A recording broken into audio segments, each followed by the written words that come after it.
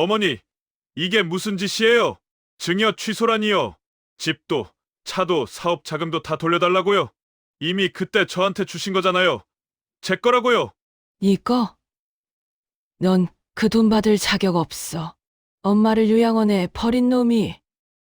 그건 어쩔 수 없었어요. 형편이 어려워서.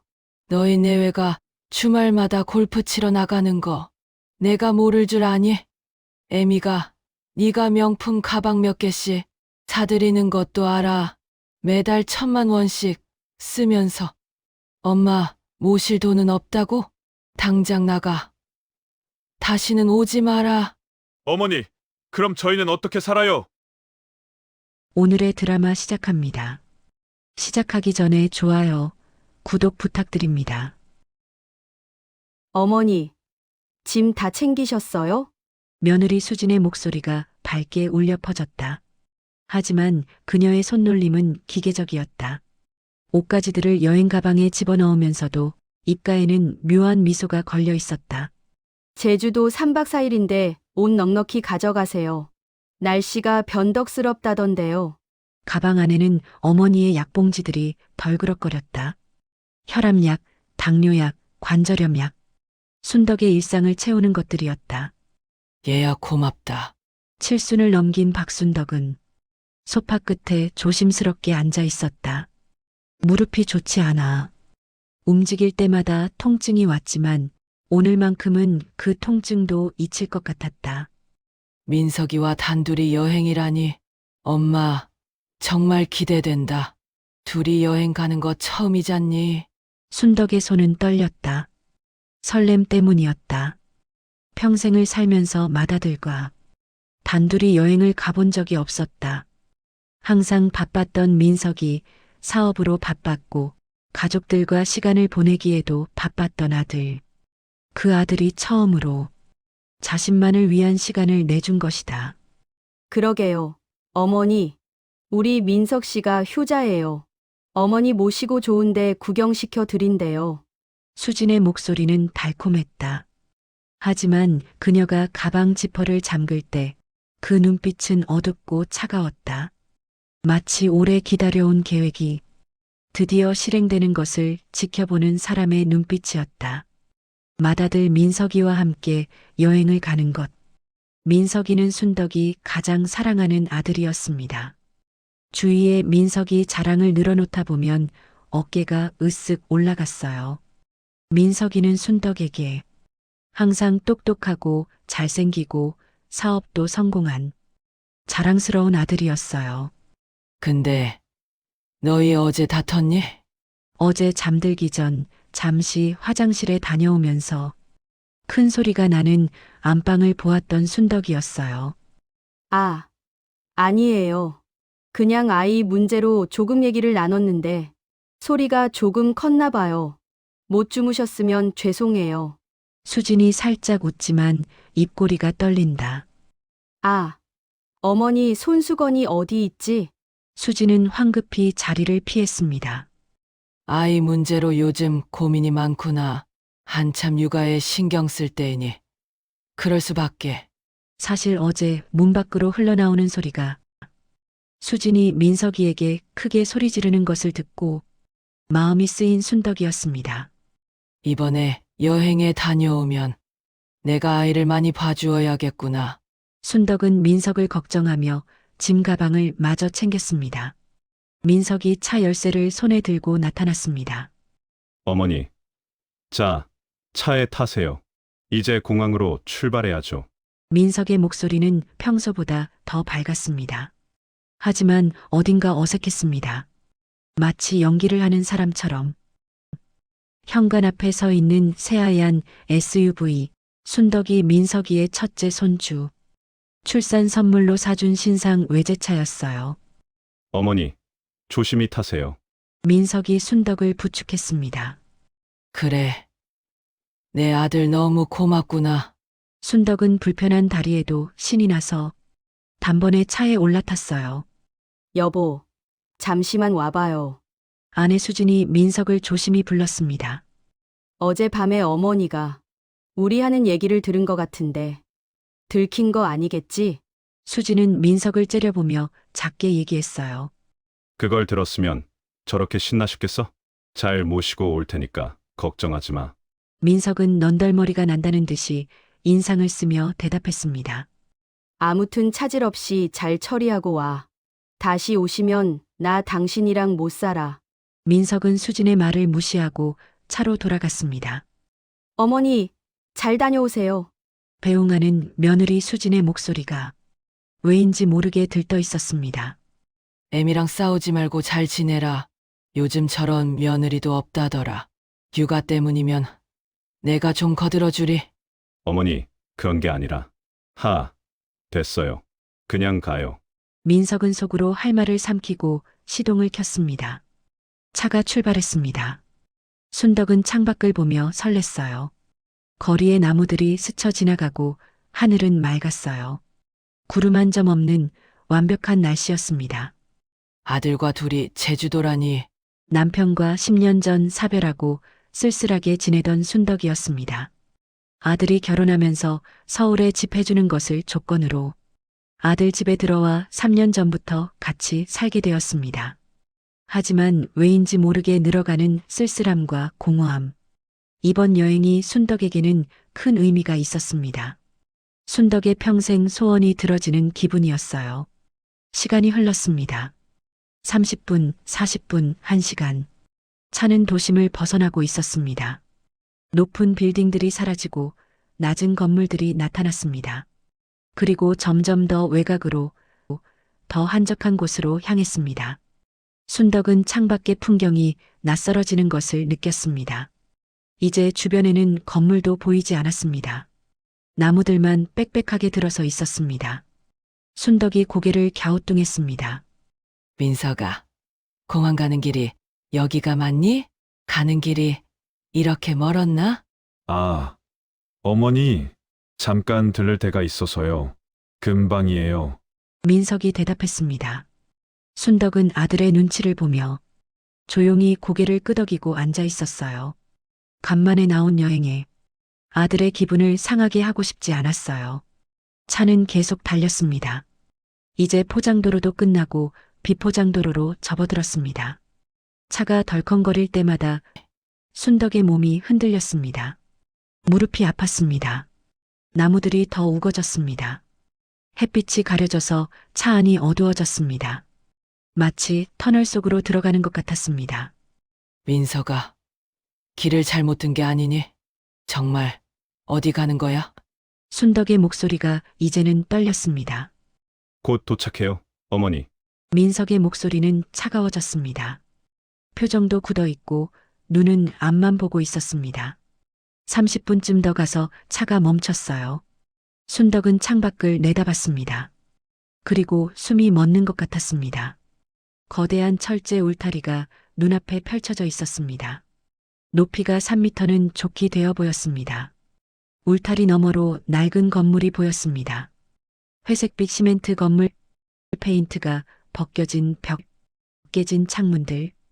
건물 입구에는 큼지막하게 은빛날의 요양원이라고 적혀 있었습니다.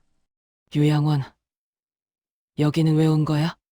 순덕의 목소리가 떨렸습니다. 가슴이 철렁 내려앉았습니다. 어머니, 내리세요.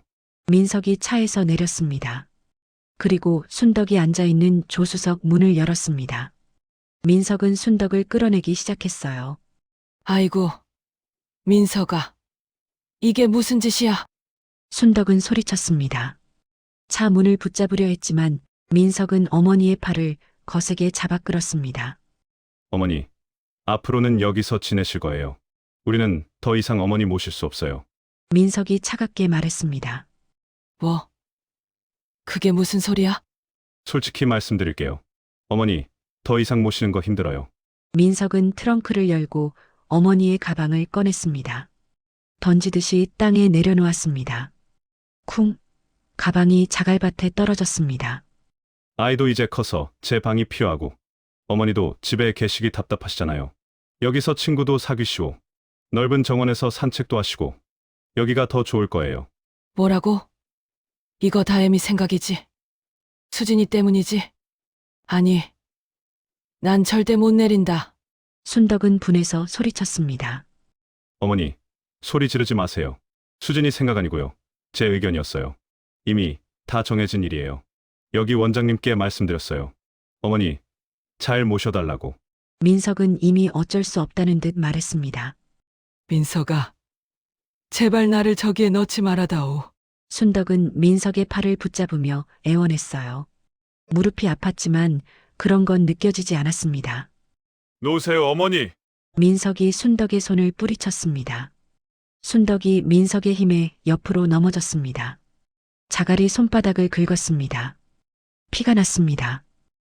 민석아, 엄마가 너를 얼마나 사랑했는데, 너한테 얼마나 잘해줬는데. 순덕의 목소리가 떨렸습니다. 눈물이 흘러내렸습니다. 알아요. 하지만 현실이 그렇잖아요. 이제 저희도 저희 인생 살아야죠.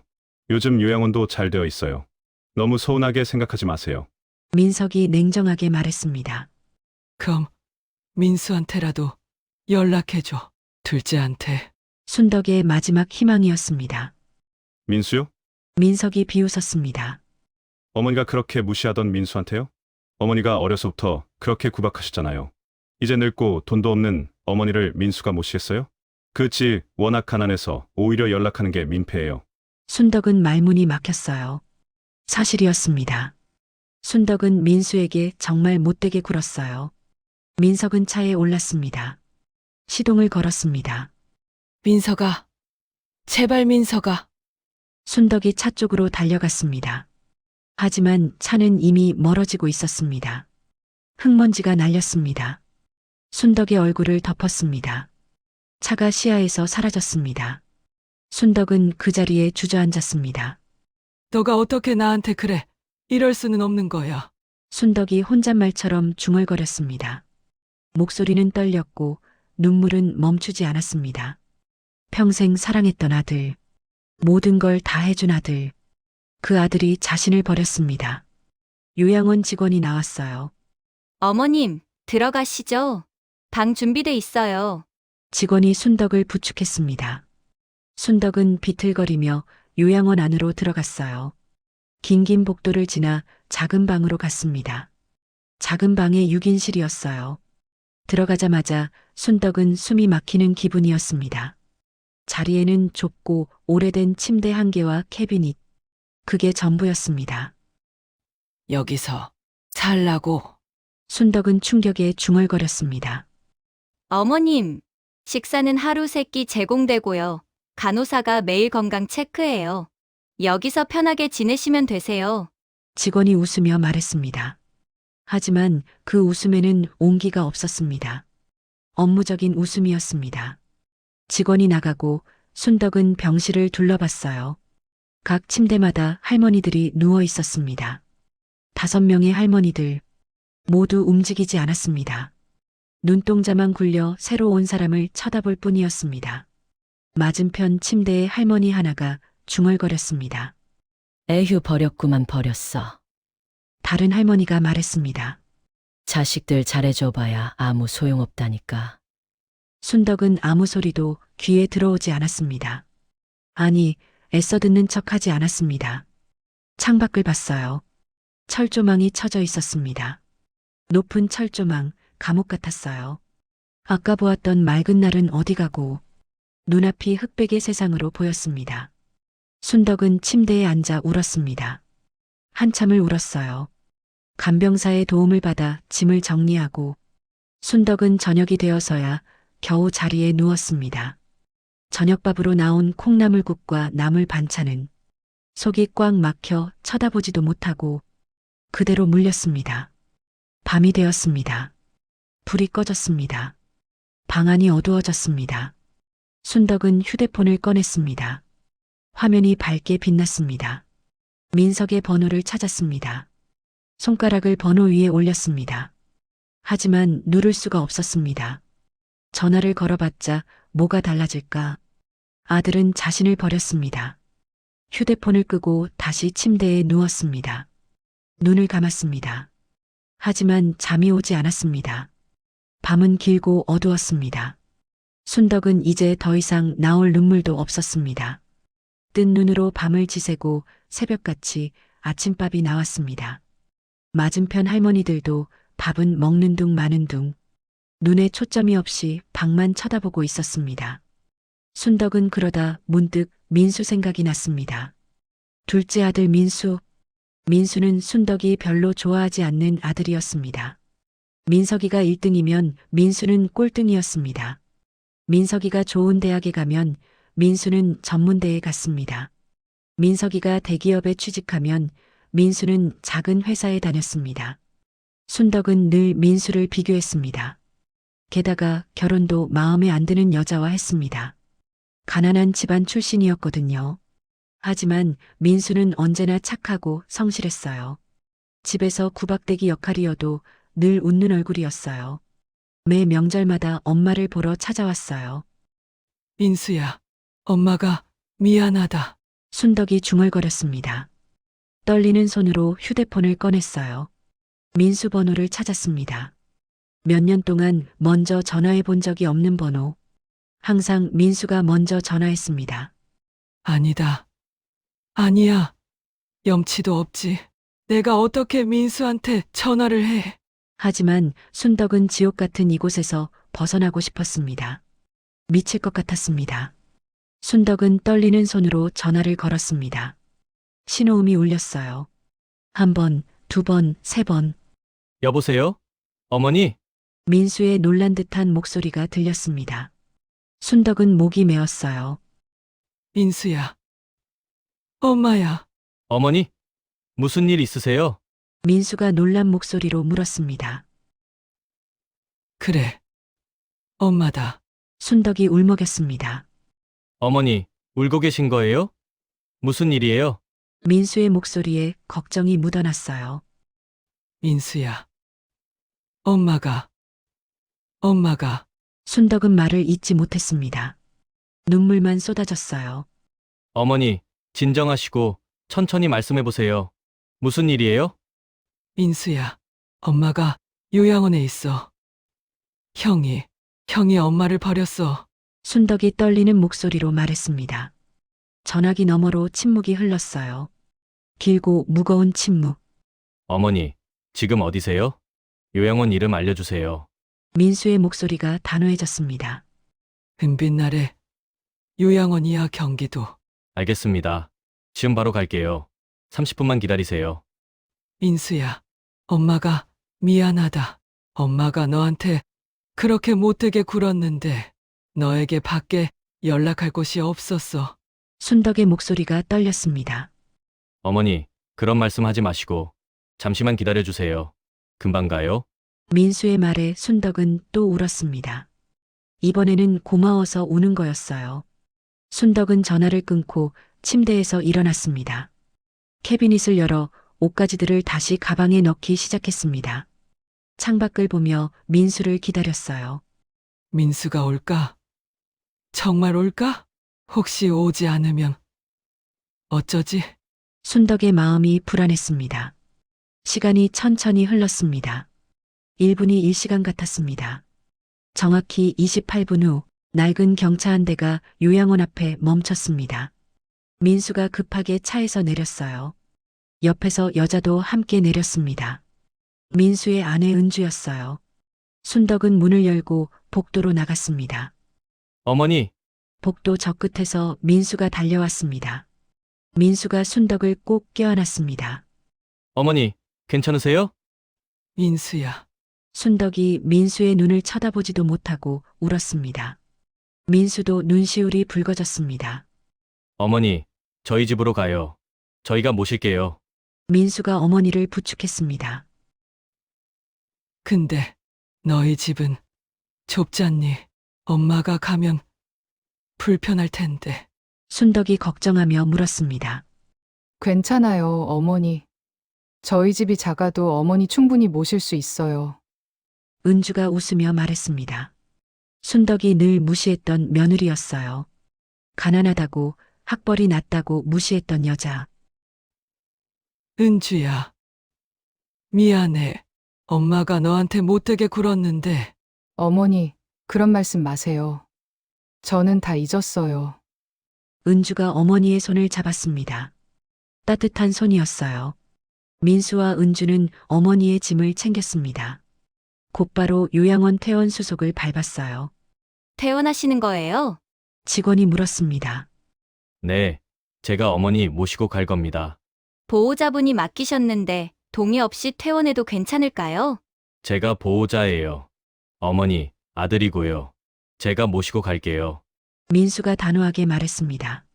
순덕은 민수의 차에 탔어요. 낡은 차였지만 내부가 깨끗했습니다.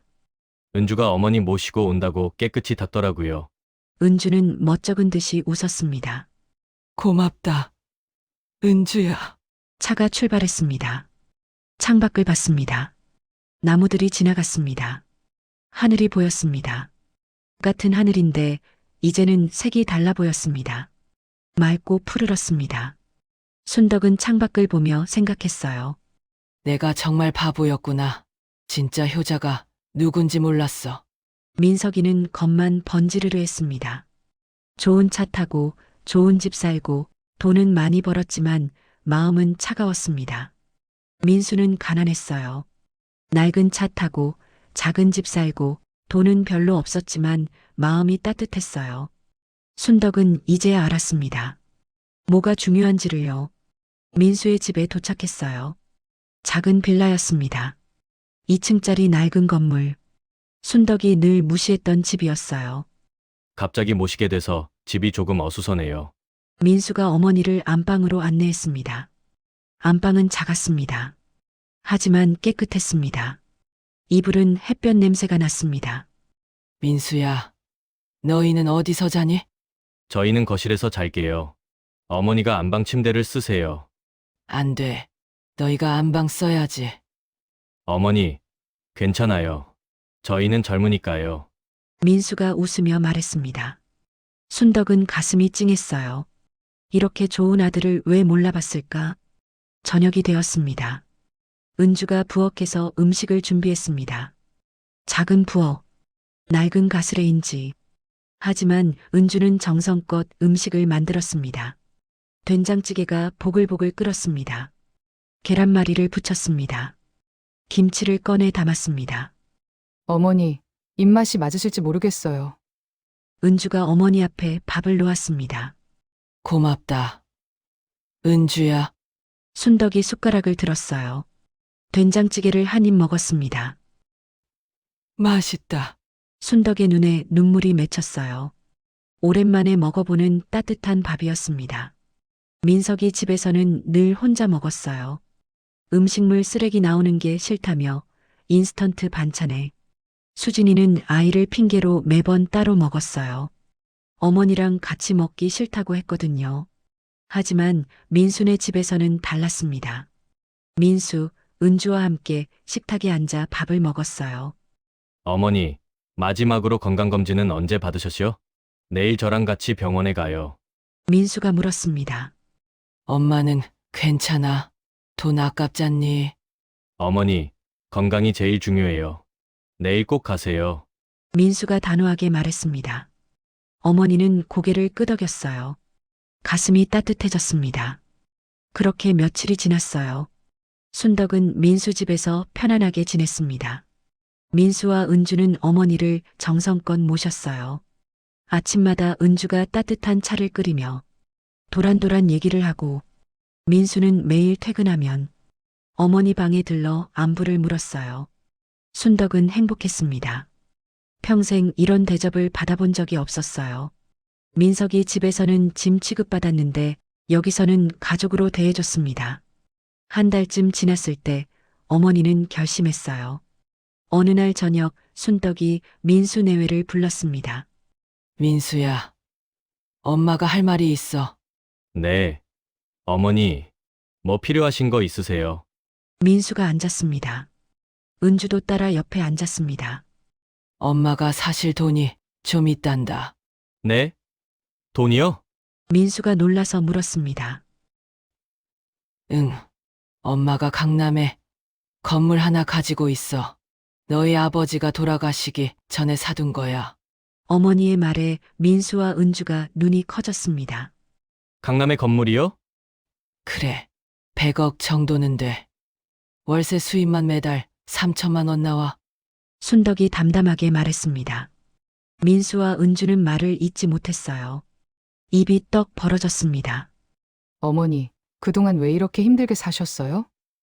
은주가 물었습니다. 너희 아버지가 평소에 검소하셨단다. 나는 그걸 본받아 검소하게 살았을 뿐이고. 순덕이 살짝 웃으며 말했습니다.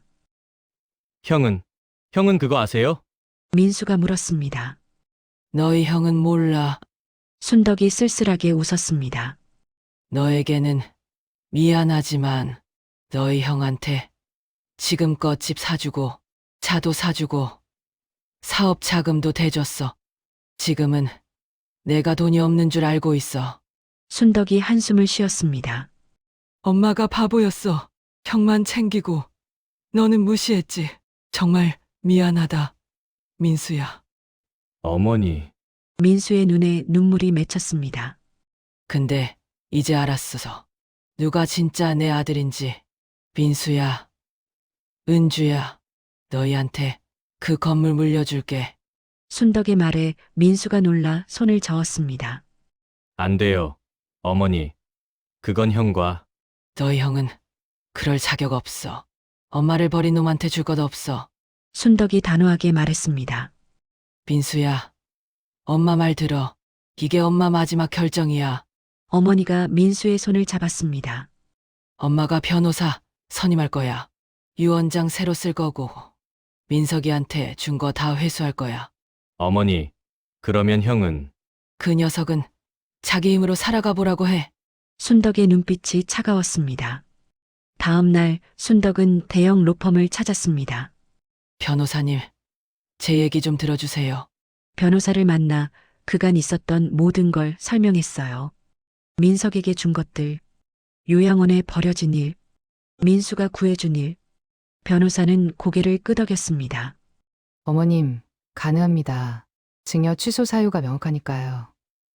아들이 어머니를 유기했으니 법적으로 충분히 회수할 수 있어요.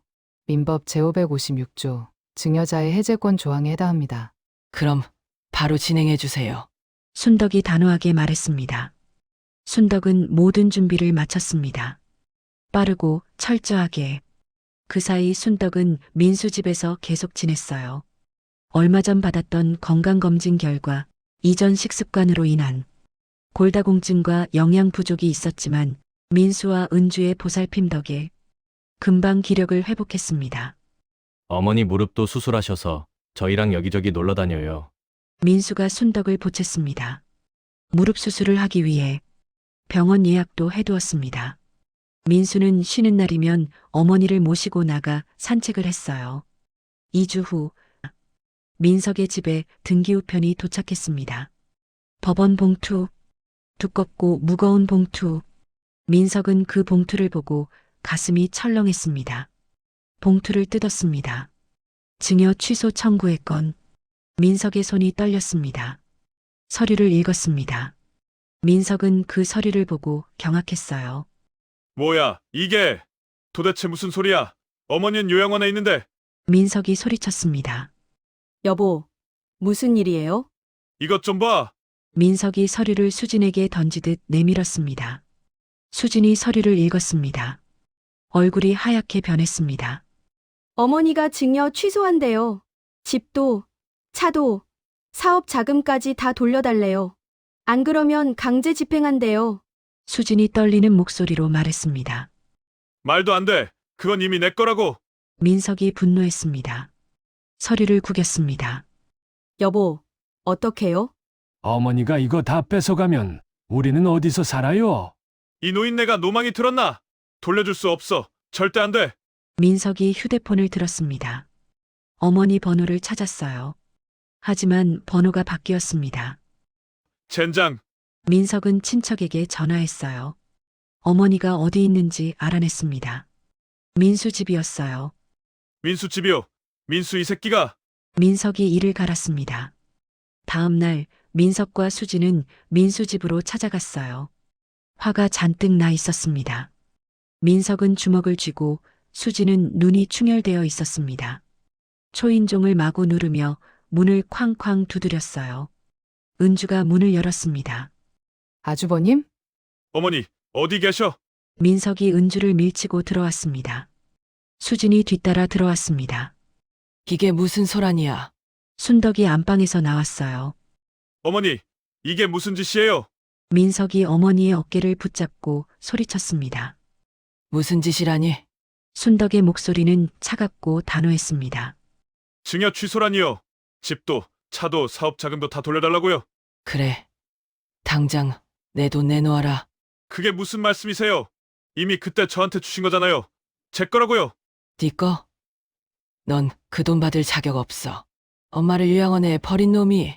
순덕의 목소리가 냉랭했습니다. 그건 어쩔 수 없었어요. 형편이 어려워서. 수진이 변명했습니다. 형편이 어려워. 순덕이 비웃었습니다. 너희 내외가 주말마다 골프 치러 나가는 거 내가 모를 줄 아니?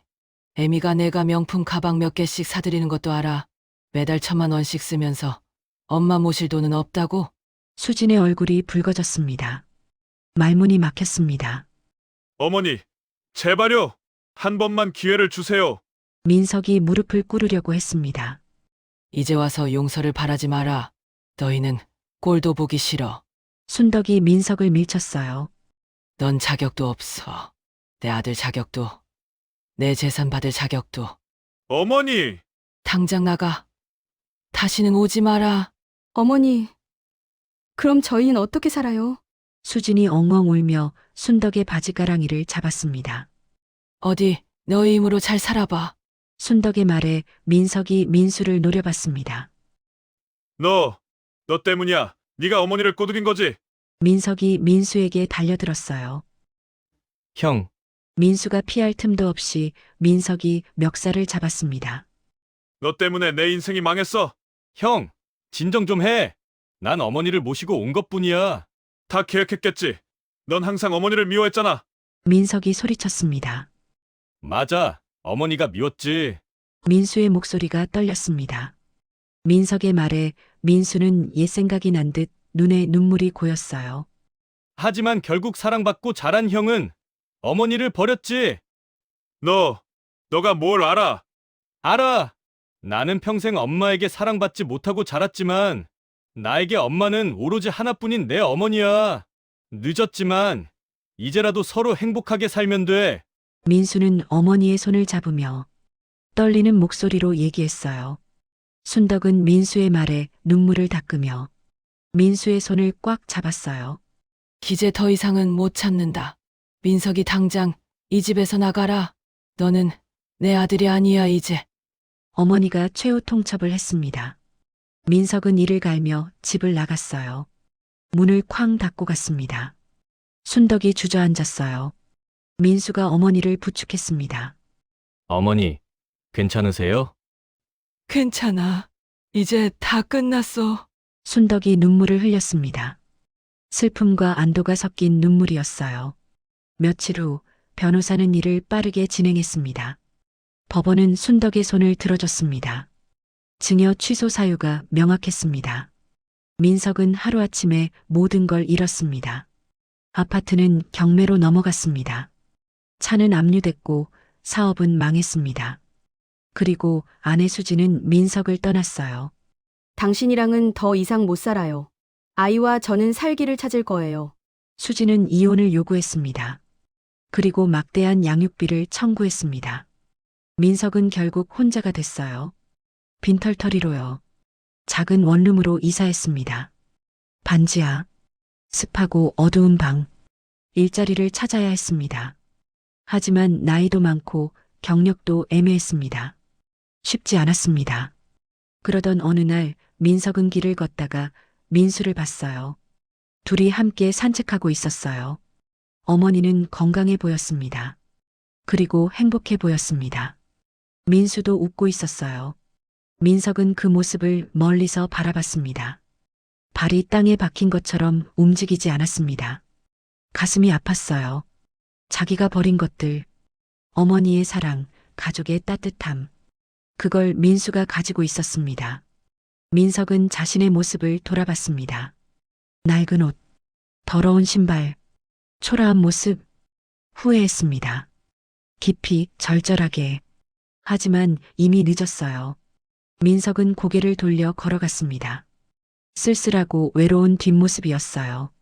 한편 어머니는 민수, 은주와 함께 하루하루 행복한 나날을 보냈습니다. 건물은 민수 이름으로 상속되었습니다.